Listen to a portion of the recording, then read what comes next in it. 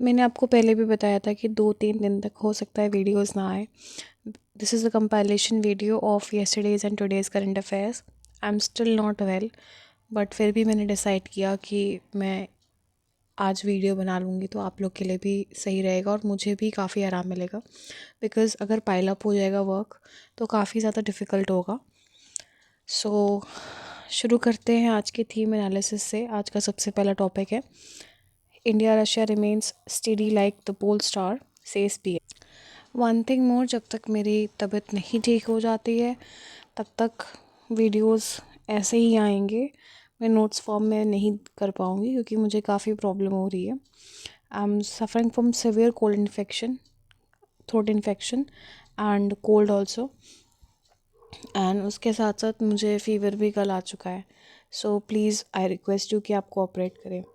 सो अगर हम main headline की बात करें कि India Russia friendship pole star की तरह है, स्टीडी है, ये पीएम कहते हैं। अब इसके बेसिक कंटेक्स्ट के बारे में अगर हम बात करें तो रशियन प्रेसिडेंट व्लादिमीर पुतिन 2 दिन के विजिट पर हैं इंडिया के, एंड मोदी के साथ बायलैटरल टॉक्स की है उन्होंने, जिसमें 16 अग्रीमेंट्स साइन किए गए हैं।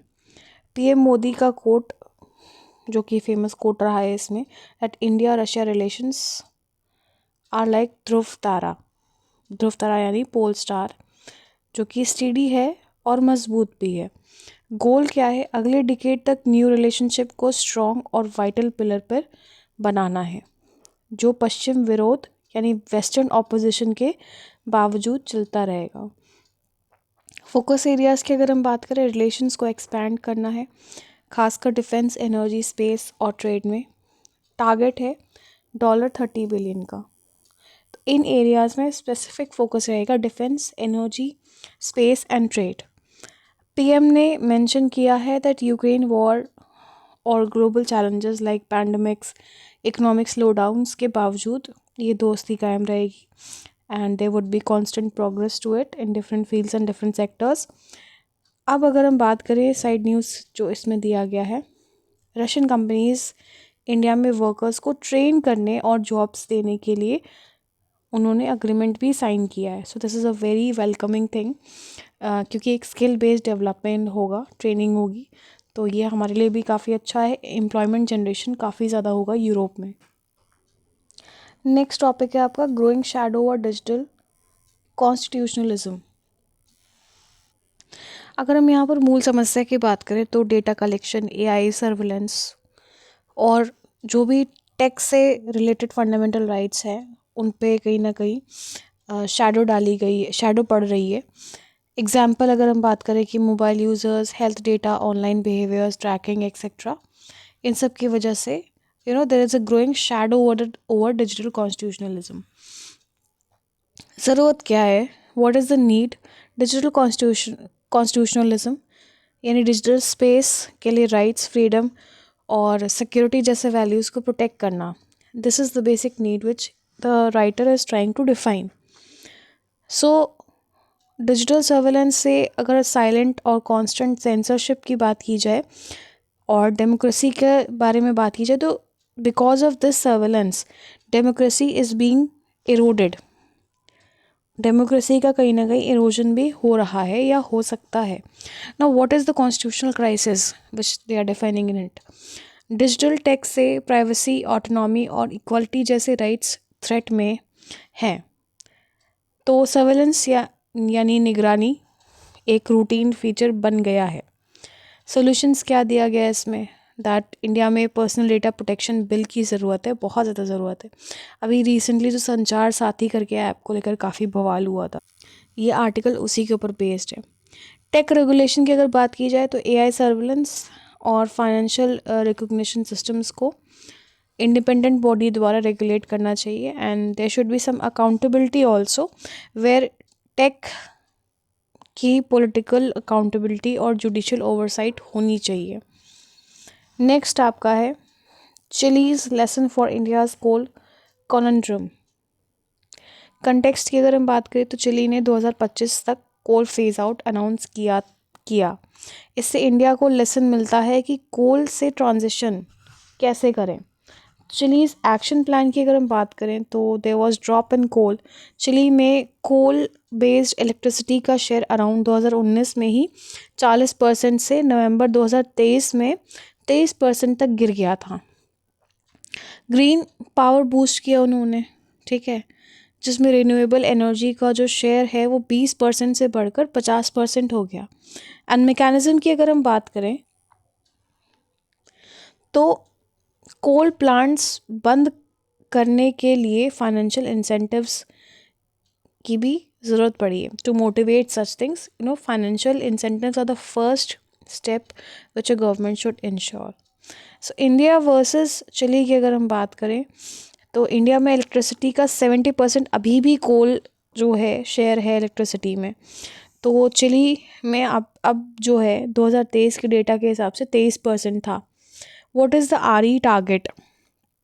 इंडिया का टारगेट, आरई मतलब रिन्यूएबल एनर्जी टारगेट, क्या है इंडिया का? टारगेट है कि 50% electricity non fossil fuel based sources से 2030 तक डेवलप होनी चाहिए। चैलेंजेस क्या हैं? इंडिया का ट्रांजिशन चिली से बड़ा और मुश्किल है क्योंकि कोल एक core core coal is a very core form and a need for electricity generation.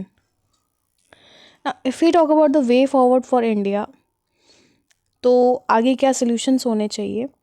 तो कोल रीजन्स लाइक जयपुर, झारखंड, छत्तीसगढ़ में वर्कर्स और कम्युनिटीज़ के लिए एक इकोनॉमिक सपोर्ट होना चाहिए। दूसरा, फेस्ड कोल एग्जिट और रिन्यूएबल एनर्जी के लिए विदेशी डोमेस्टिक फंडिंग लाना बहुत ज़रूरी है, यानी फॉरेन डोमेस्टिक फ़ंड को लाना बहुत ज़रूरी है।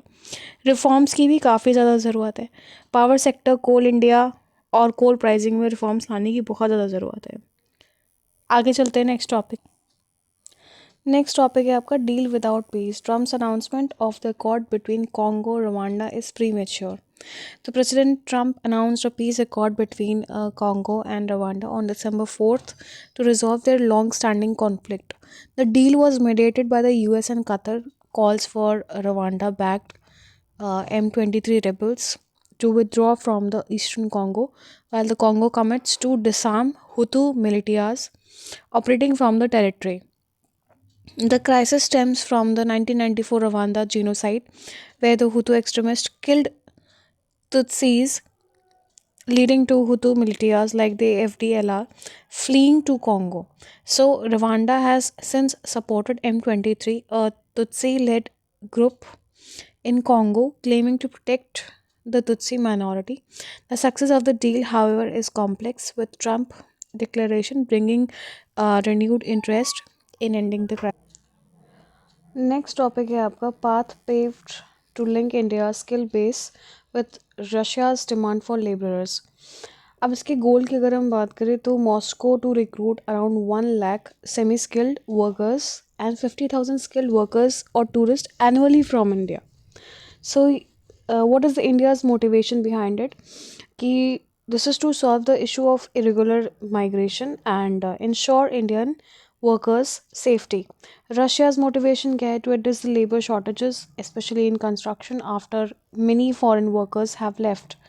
So if we talk about the mechanism behind it, so agreements on temporary work and exchange of youth, skilled and highly skilled workers are being discussed. उसके अलावा Indian workers would achieve social security benefits and steps that would be taken to combat illegal recruitment agents. So a working group will be established to finalize a document on temporary employment. India Russia agree to boost trade in national currencies.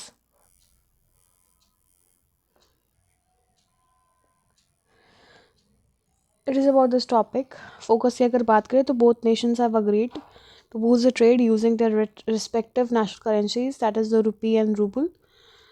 Mechanism की अगर बात की जाए तो they plan to jointly create a single digital payment acceptance platform. Trade goal, target bilateral trade of $100 billion. What is the status behind it? A joint statement said the two sides are actively working on an agreement to use the national currencies. Next आपका topic है Delhi Moscow look to raise Arctic nuclear cooperation. So, what if we talk about the cooperation areas? The two nations have agreed to boost cooperation in the Arctic, outer space, and for civil nuclear energy. So ये इन तीन areas पे cooperation agree हुआ है. In case of Arctic, they have agreed to accelerate developing the VVER 1200 reactor. This is the name of a reactor, VVER 1200 reactor, designed for Russia's floating nuclear power stations. India is reportedly keen on cooperation in hydrocarbon fuels for the Arctic third reactor. Discussed cooperation on advanced nuclear fuel cycle technologies and small modular reactors. And also, in case of space, they have also agreed to accelerate the cooperation in the peaceful use of outer space. Next topic है आपको rupee at 90, a market meltdown or calculated policy pivot by RBI. So this is about the rupee depreciation, foreign capital outflows and aggressive US defense of the US dollar caused the rupee to drop. जो $1 is equivalent to rupees 90. ये अब price हो चुका है. Earlier I think it was 87 point something rupees. So RBI का role क्या होना चाहिए इसमें? Some analysts believe the RBI allowed a calibrated depreciation to help domestic industry, particularly the exporters.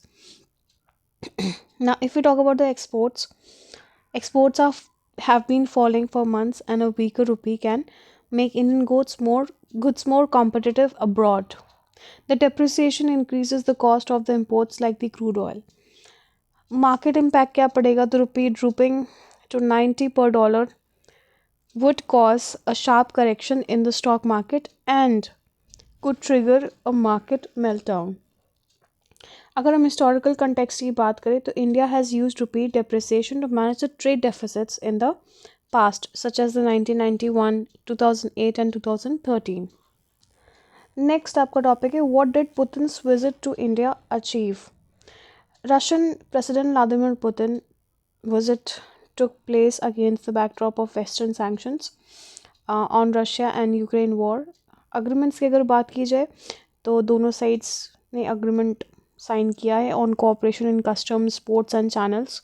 Defence पे भी साइन हुआ है, को प्रोडक्शन पे भी साइन हुआ है. Smooth and early bilateral trade particularly via the Chabhar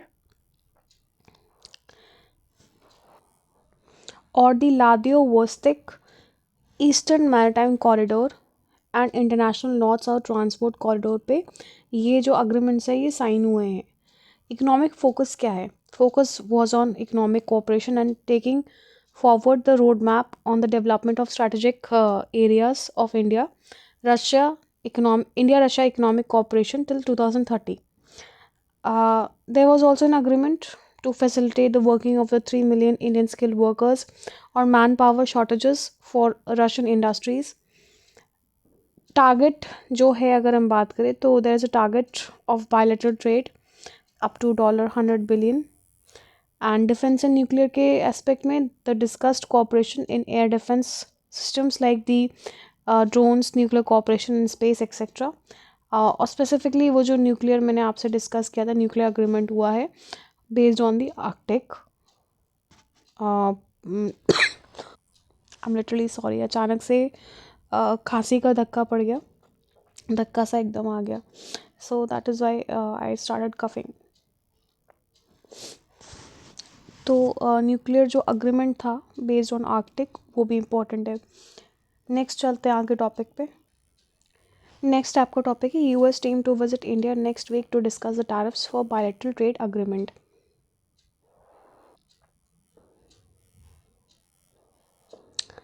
so US team will visit India from December 10 to 12. Purpose ये रहेगा कि there would be a discussion on the first tranche